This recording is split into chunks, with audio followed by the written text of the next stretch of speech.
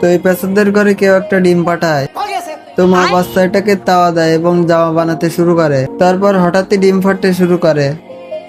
কি, এটা তো শকুনের বাচ্চা। এটা দেখে পেঁচার মাথা গরম হয়ে যায়। তারপরে মা পেঁচাটাকে শান্ত করে।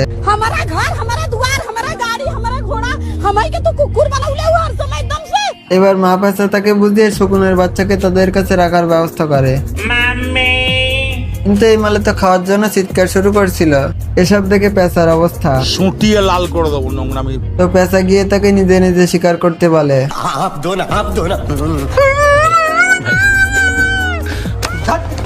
আর তাকে উঠতে বলে।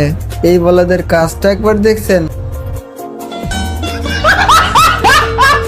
তারপরে তো এই মালে বাসায় গিয়ে মুখ লুকায়। এটা থেকে পেঁচা পুরো ডালটাই কেটে দেয়।